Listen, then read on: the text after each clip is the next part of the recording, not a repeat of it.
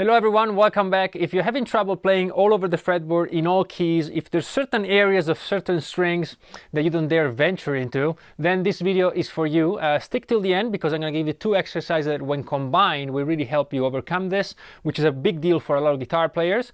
And if you enjoyed this video, please do like, subscribe, but especially you know how fond I am of your comments, so go ahead, leave them down below and I'll do my best to answer all of them. Before we jump into the video proper, here's a quick tip for those of you in a hurry, but I still suggest you come back later and watch the whole thing. But here it goes. Everything you play in the first 12 frets of the guitar, also practice in the top half of the fretboard. That's simple, and yet it's amazing how many guitar players, maybe you're one of them, they started their scales down here, their chords, their arpeggios, right? And then when it comes time to improvise or solo, they think that for some magical reason everything will work out up here. Well, everything is different up here. There's different string tension, the frets are smaller, the hand mechanics is different, even the picking response to the string is different. And so do yourself a favor, practice everything all over the fretboard. Also, everything you study with an open string is wasted unless you move it across the fretboard. All right, so that's the first tip, but now let's get started with the video. The reason some of us struggle when it comes to moving all across the fretboard on the guitar is usually twofold, and we kind of have to solve for two axes. The horizontal axis, which is the frets or the keys we're playing in, and then vertically we find the strings. Let's start with the strings. You all remember when you started playing the guitar, the sixth string you kind of knew, right? And the fifth maybe. That's because all your power chords were there to play your songs. But then we also had this nebulous and foggy area, I mean second, third and fourth string between the 6th and 11th frets. Anyone? Right? You know what I mean. And that's where some of the problems are. So this first exercise deals with the string itself. As I usually do in this video, I'm going to demonstrate it with a very simple concept, the C major scale, but feel free to adapt it to your own current level. Always push yourself just a little bit, you know, play something just outside of your comfort zone. But let's try with the C major. So the idea is very simple. We take a single string, any string will do. Let's start on the third in this case.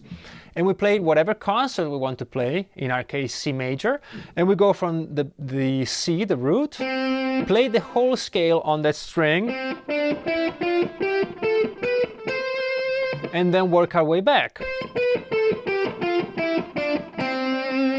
Play it a few times. Once you have that under control, then we take advantage of the whole string. That's kind of the idea. So we go to the lowest possible note to the highest possible note. In this case, the open string is G, so G belongs to C major, and I can play like this.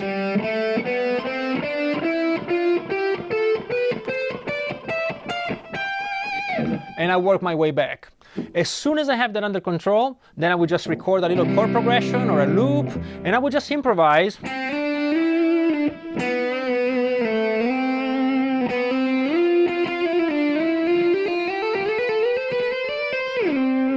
Whatever it is, it doesn't matter. The only reason I'm using tapping here is just to demonstrate that I'm actually thinking and playing the whole string. You know, do it as you wish. And then as soon as I'm done with that, I would just do the same thing on a different string. Let's say the fourth. And then again, we start with the root, play the octave, and back. As soon as I have that under control, start with the lowest possible note,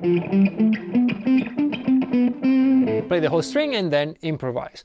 Do it on all strings, and then maybe you feel comfortable enough to go to a different scale. It could be a different scale of C, or it could be a different major scale. So instead of playing all natural notes, I might venture into, I don't know, D major, which has two sharps. Do I know where they are?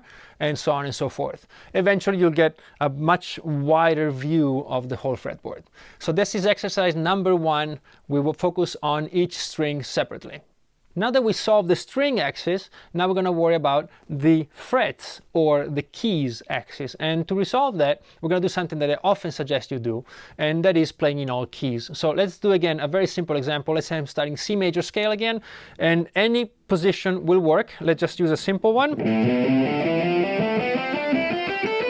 Let's say this is the position I'm working on. The first thing I would do, as you know, if you follow the channel long enough, the circle of fifths. So play the single one in F, and then B flat, E flat,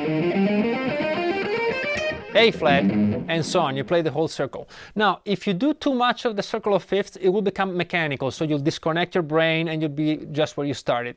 So here's another way to do it. Just create any intervals you want. and then follow those. So let's say I'm playing C major.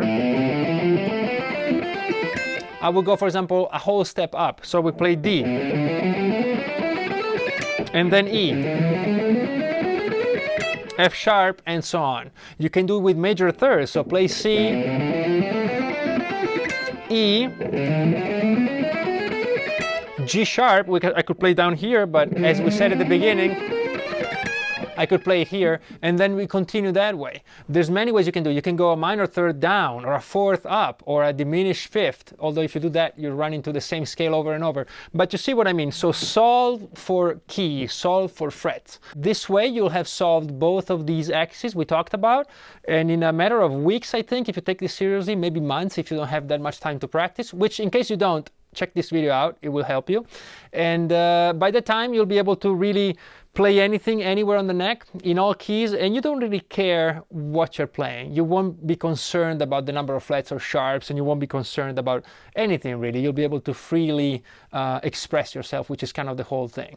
All right, I hope you enjoyed this video. Again, please do follow us on the channel. It really makes me happy to read all your comments as soon as I wake up in the morning, and you can trust that I do my best to answer all of them.